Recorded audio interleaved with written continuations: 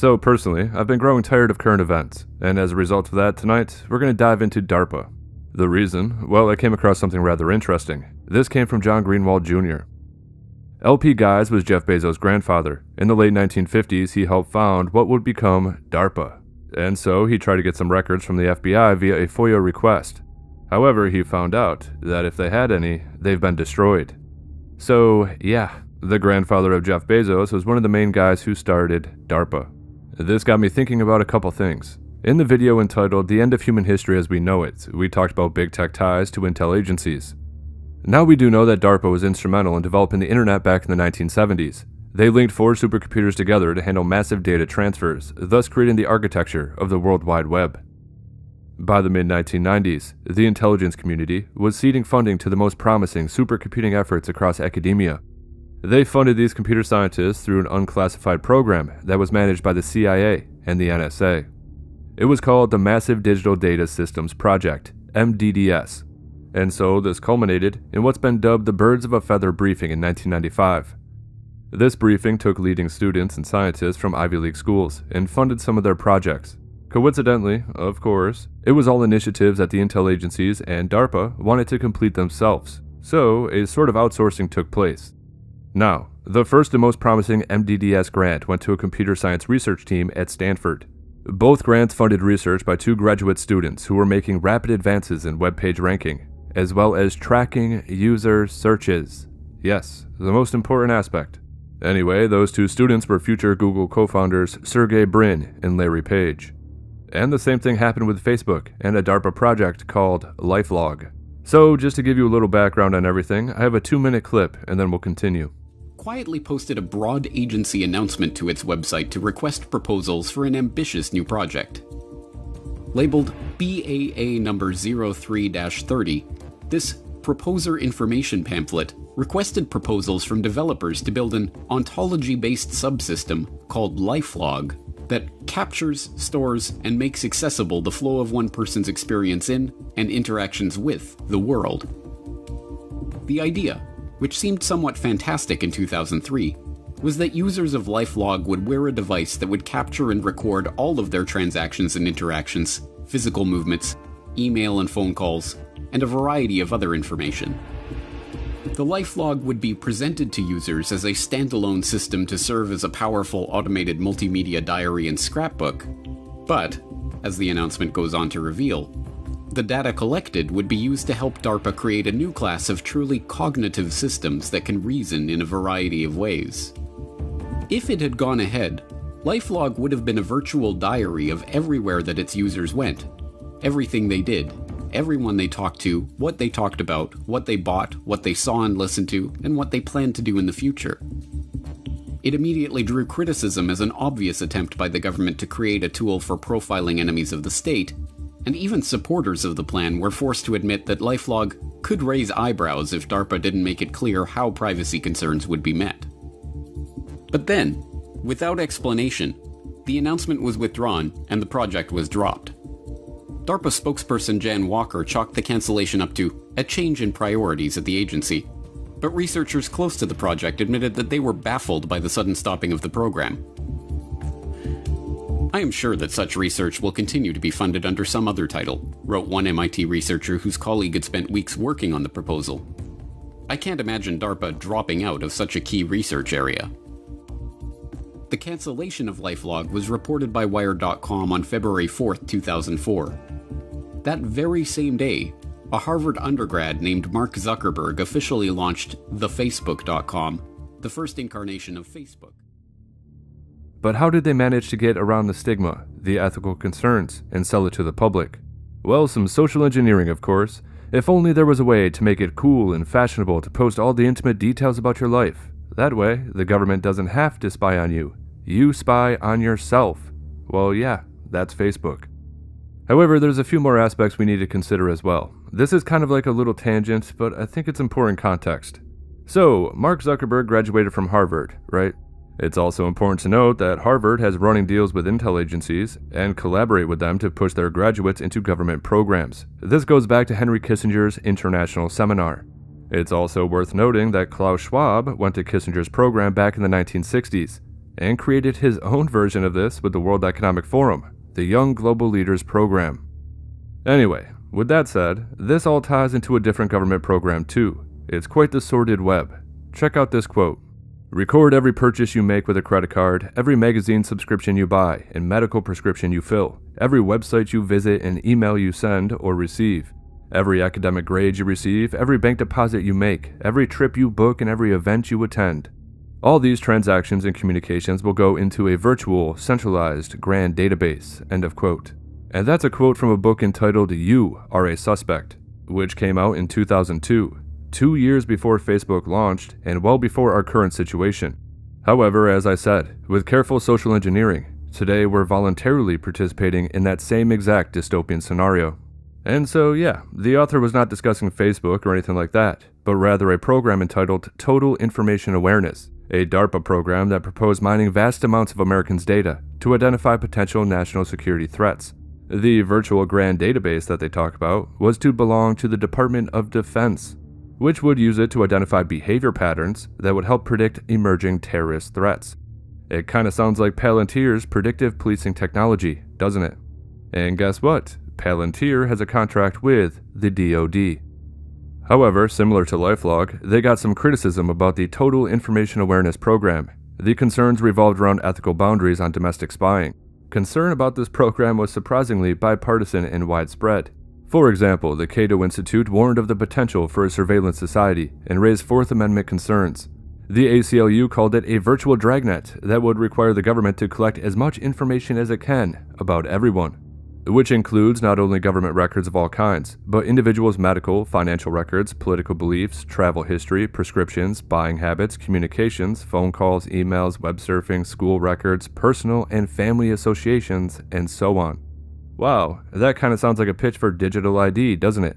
As that program is pushed by global leaders today, it collates and collects all personal data about you and centralizes it to your identity, all captured by a unique QR code.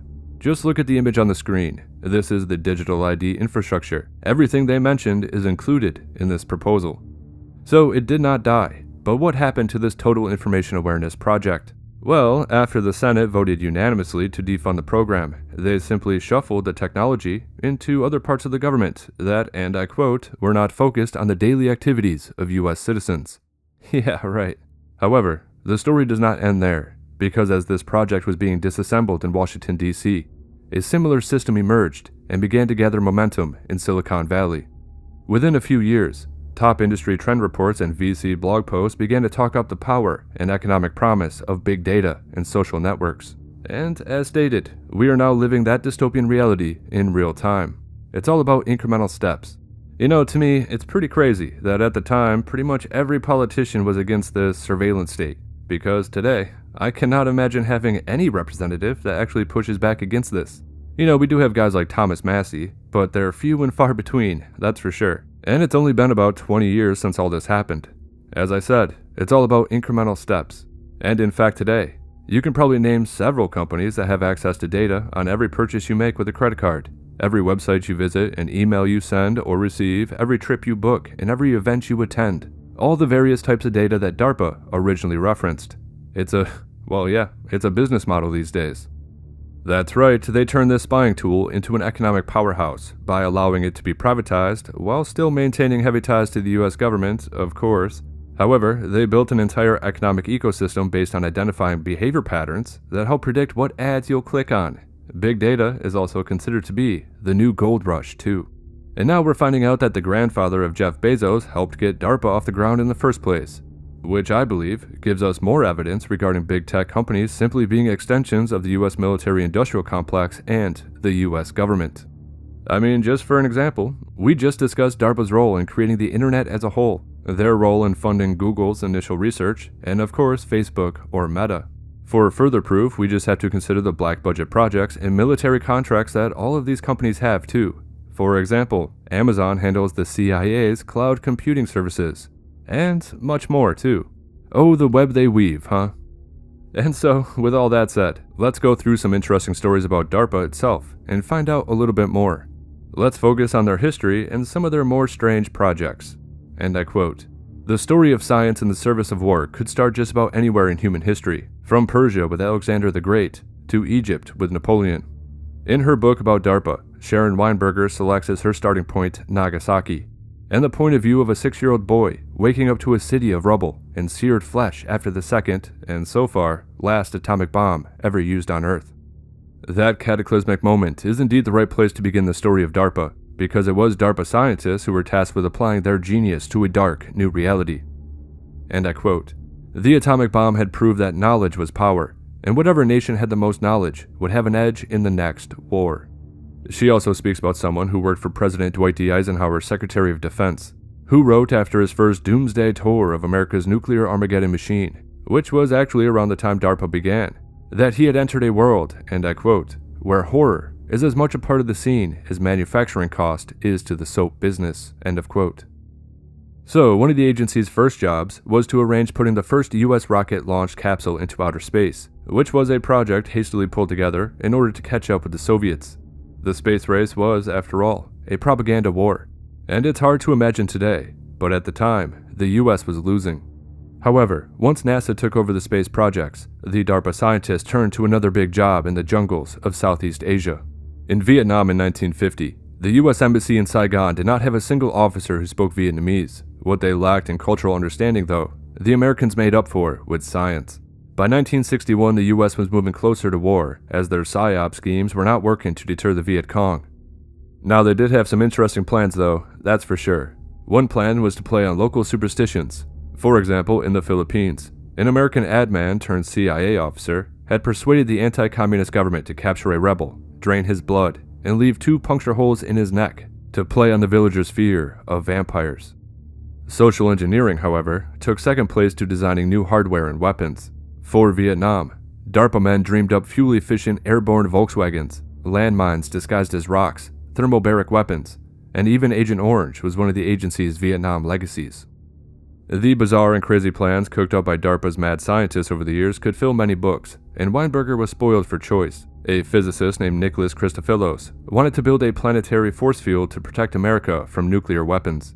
When that did not prove feasible, he came up with Project Seesaw, which involved drilling tunnels under the continent through which particle beams could be accelerated and aimed at incoming missiles. In order to build this in a cost-efficient manner, he proposed nuking the ground to create the holes. Now, there was one big problem. An effective particle beam would also drain the entire U.S. power grid. So he proposed nuking another vast hole next to the Great Lakes and draining them in just 15 minutes to power vast generators. And well, that's insane. Stay away from my Great Lakes, alright? A scientist who was there for that presentation said it went over well. The scientists in the room all nodded their heads and said, "My God, Nick, that may work." Project Seesaw was never funded at the requested $300 million, but it was, Weinberger writes, the longest-lasting project the agency ever planned, still on the table in the mid-1970s. And, yeah, these people are out of their minds. However, I do have some more weird stories. Check this one out. After John F. Kennedy's assassination, DARPA looked for ways to protect future presidents. Privately, they codenamed this project Operation Barn Door. Among their various ideas, they tried to create a mirage-producing system to heat air or gas around the speaking president to foil marksmen. Also, putting a fake bulletproof sunshade on his head, an idea the scientists suggested that might also require spreading fake weather reports to justify its use. Yeah, good idea. Now, notoriously, they spent tens of millions of dollars on psychics to test ESP. In this effort, they did not go quite as far as the Russians, who were intrigued by a theory of parapsychology that proposed a link between mothers and children, in which mothers might sense an offspring's death over long distances. The Soviets tested this theory by using a mother and baby bunnies, and according to Weinberger, it worked so well that the Soviets considered using bunnies as a possible communication tool for submarines. What? Using bunnies for communication between submarines. Alright then. However, DARPA's greatest accomplishment was probably stealth technology for aircraft. They ran these tests out of Area 51 and contributed to the lore of UFOs. Now, I have a few more crazy DARPA stories, and then we'll get into some, modern horrors. I have a little problem with the framing of this next part, and I'll explain why in a second. And I quote, "Her book introduces a cast of men, some actual mad scientists, others the kind of bureaucrats who only differ with what kind of suits they wear. However, the operative word being men. The agency had been around for 5 decades when President Barack Obama appointed the first female director, end of quote. Ah yes, they're implying that men are the problem here. But who's this first female director that's supposedly going to put an end to the mad scientists? Well, that happens to be Regina Dugan, who is also a crazy person, and somewhat of a mad scientist, and started working on DNA weapons and, of course, mRNA technology. We've talked about her before, actually, with the project known as the Wellcome Trust. Now, after she left DARPA, Regina Dugan began working for big tech companies such as Google and Facebook. Her main focus is artificial intelligence. In fact, at Bilderberg 2015, she gave a speech on that subject, and one of her main fortes is human-machine symbiosis. And so, I just thought that was pretty important context. Anyway, with that being said, why don't we talk about these modern horrors?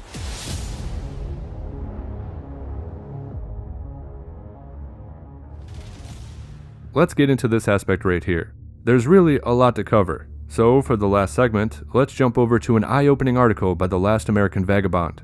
There is so much detail in here that I'm leaving out, so if you're interested in reading more, check out the link in the comments. Now, in order for people on YouTube to be able to watch this video, I have to be pretty careful with my wording. So if you wouldn't mind taking a look on the screen right here.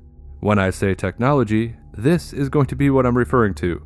You know, the thing that no one is allowed to mention, because we live in a free society, right? And in some instances, I will be muting that word just because it won't make sense to substitute a different phrase, you know what I mean? Anyway, let's keep going. And I quote, DARPA began funding efforts to create multi-agent synthetic DNA technologies. Okay, yeah, you get the drift? This is what I'm going to be doing. Anyway, let me just start again. DARPA began funding efforts to create multi-agent synthetic DNA technologies that would be delivered into the human body via non-invasive electroporation. This category of vaccine would involve the same type of synthetic DNA that DARPA was also simultaneously researching for the purposes of both enhancing and subverting human beings at the genetic level. It was also this year, 2010, that the Bill and Melinda Gates Foundation also began heavily funding DNA and RNA tech. Again, what a coincidence, huh? So, DNA vaccines, which were first created in 2005, have never been approved for human use in the United States, and past studies have warned that they, and I quote, possess significant unpredictability and a number of inherent harmful potential hazards. They also say, and I quote again, there is inadequate knowledge to define either the probability of unintended events or the consequences of genetic modifications. Another long-standing issue with this technology is mitigating, and I quote, unwanted immune reactions that result from the natural immune response to foreign genetic material. With everything we've experienced in 2020, it really makes you wonder, doesn't it?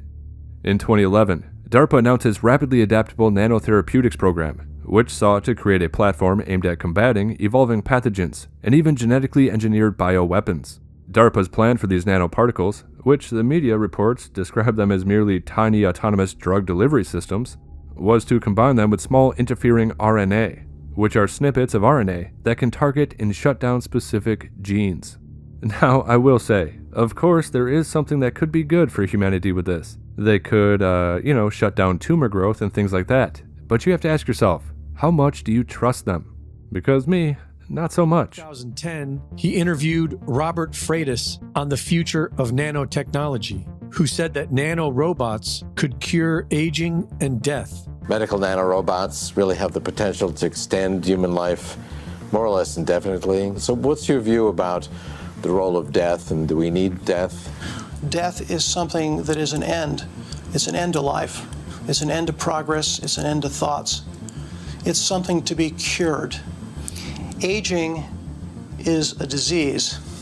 It's a curable disease. Nanomedicine is the cure for that disease. He said that this technology is expected to be deployed by 2020, and that laws will be in place to protect the public from its misuse. I expect that by the time nanorobots are deployed, which will be sometime perhaps in the 2020s or the 2030s, we will have a whole set of laws in place, regulations. There will be things you can and cannot do. The laws were never put in place, but the technology was patented and deployed to billions of people without their knowledge in 2020. Anyway, the creation of this program was shortly followed by DARPA's decision in 2013 to fund Moderna to the tune of $25 million to develop their synthetic RNA technology platform. Once again, DARPA funded this project to develop platform technologies that can be deployed safely and rapidly to provide the entire U.S. population with near immediate protection against emerging infectious diseases and engineered biological weapons. End of quote. Well, damn, they came up a little short of that goal, didn't they? However, let's continue. So, moving on to 2015, DARPA's research into this new technology involving synthetic antibodies in synthetic genetic material expanded, with them giving $45 million to a company called Inovio Pharmaceuticals. And it was that same year that DARPA described this technology as transforming the human body into a bioreactor. You know, for years, DARPA has remained largely out of sight and out of mind for most Americans, as their research projects are rarely covered by the mainstream media, and when they are, their projects are often praised as bringing science fiction movies to life. However, there have been recent events that have marred DARPA's often positive portrayal by media outlets, which paint the agency as a beacon of scientific progress that has changed the world for the better. Although DARPA's futuristic weapons of war often get the most attention from the media, the agency has long-standing interest in tinkering with not just the biology of plants, but of humans. DARPA, which is funded to the tune of approximately $3 billion a year, has various avenues through which it pursues these ambitions, with many of those now under the purview of the agency's Biological Technologies Office, otherwise known as BTO, which was created in 2014.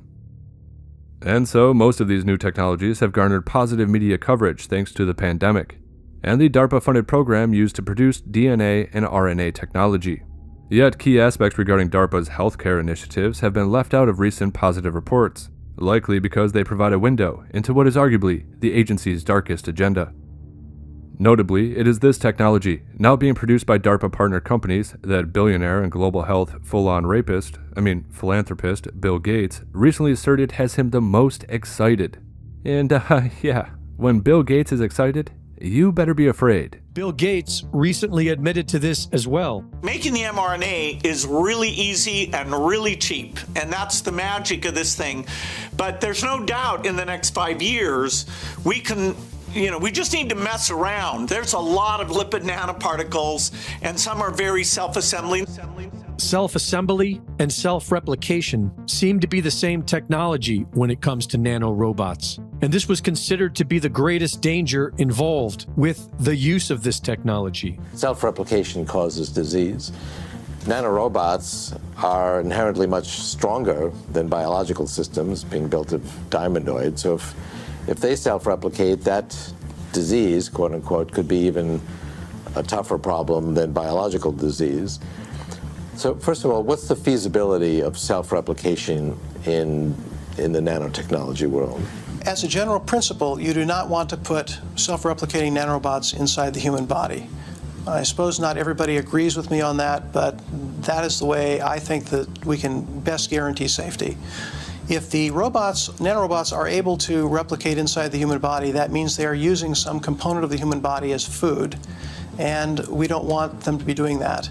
In his 1986 book, Engines of Creation, Kim Eric Drexler wrote about what he termed the gray goo scenario, a hypothetical catastrophic event caused by out-of-control, self-replicating nanotechnology, which consumes the biomass of the host. Now, following the creation of DARPA's BTO in 2014, this particular program gave rise to the In Vivo Nano Platforms program. This program has since helped to finance and produce soft, flexible hydrogels that are injected just beneath the skin to perform health monitoring, and that sync to a smartphone app to give the user immediate health insights. End of quote. Ah yes, the biometric surveillance agenda. Perfect. COVID is critical because this is what convinces people to accept, to legitimize total biometric surveillance. If we want to stop this epidemic, we need not just to monitor people, we need to monitor what's happening under their skin. What we have seen so far, it's corporations and governments collecting data about where we go, who we meet, what movies we watch. The next phase is the surveillance going under our skin. We're now seeing mass surveillance systems established even in democratic countries, which previously rejected them. And we also see a change in the nature of surveillance. Previously, surveillance was mainly above the skin. Now it's going under the skin. Governments want to know not just where we go or who we meet. Above all, they want to know what is happening under our skin. What's our body temperature? What's our blood pressure? What is our medical condition? Now humans are developing even bigger powers than ever before. We are really acquiring divine powers of creation and destruction.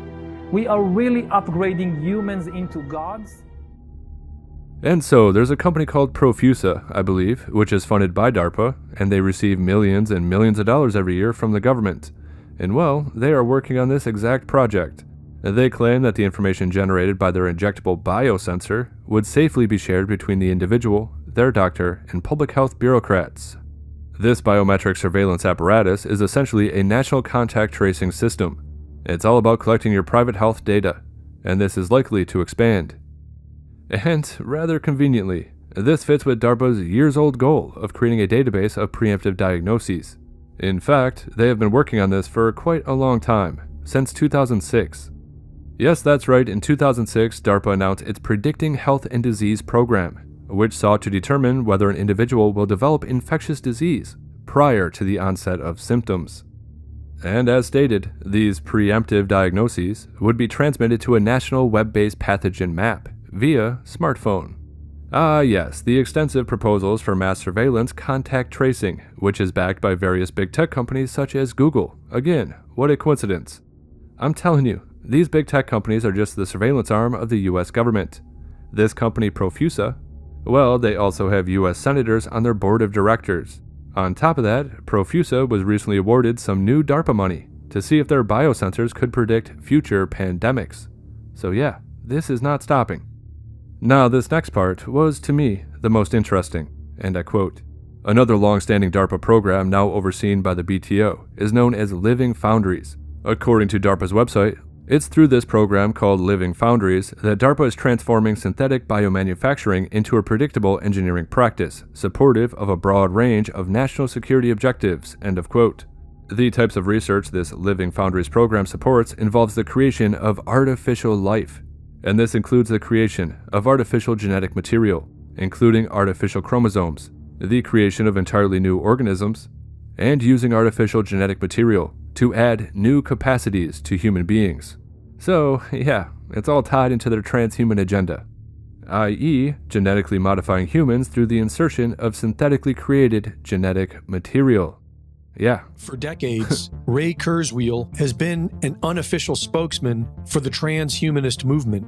And in 2008, he said that humans would become infused with nanorobots, which would vastly improve the human body. If you go out even to 2045, that's only 4 decades from now, most of our intelligence, of our human civilization will be non-biological. We're going to put this inside our bodies and brains. So we're going to become machines, but not, and if you say that, then people go, well, I don't want to become a machine, because they're thinking of machines as we knew them from the 19th century, which were much lesser than humans, and machines today are still lesser than humans.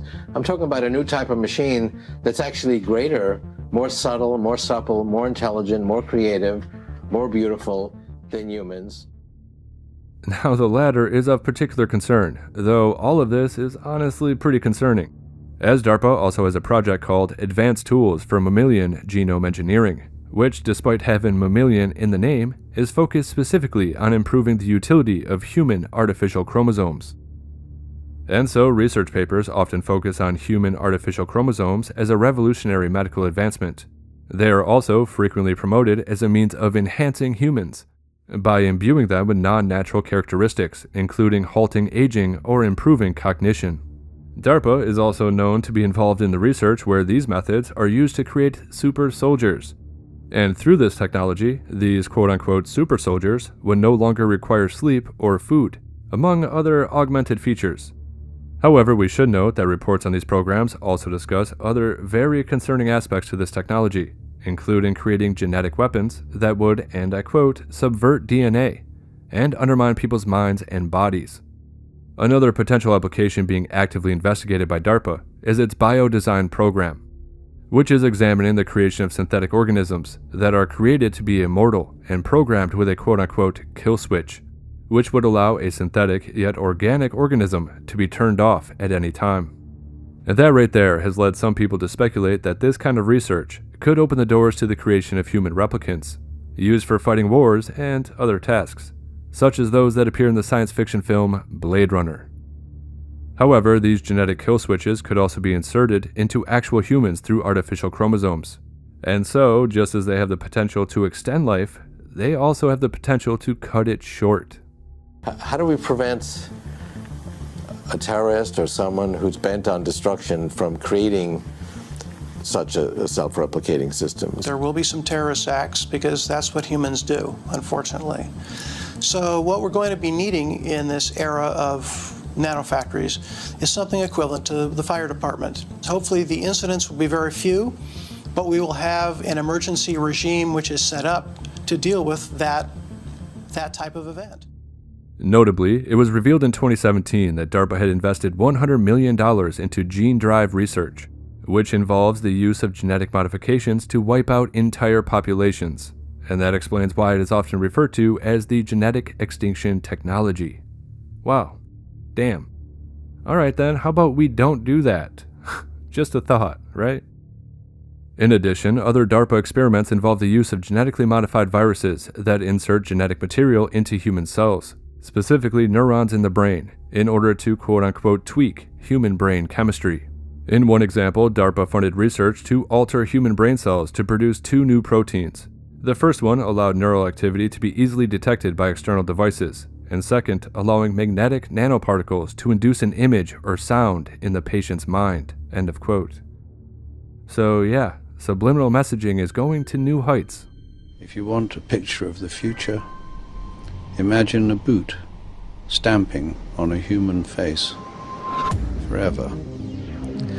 The moral to be drawn from this dangerous nightmare situation is a simple one. Don't let it happen. It depends on you. And with all that said, I'll try to sum everything up. DARPA's transhumanist vision for the military and for humanity presents an unprecedented threat, not just to human freedom, but an existential threat to human existence and the building blocks of biology itself. And so, if I was a betting man and we were betting on the end of the world, I'd put my money on the mad scientists. And to impress him, takes on his multi-armed form and says, "Now I am become death, the destroyer of worlds." I suppose we all thought that, one way or another.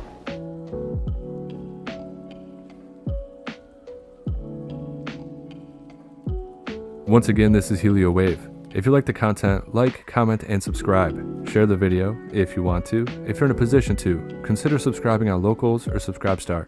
As always, make sure you disobey those true fascistas, and yes, I do hope you have a good night.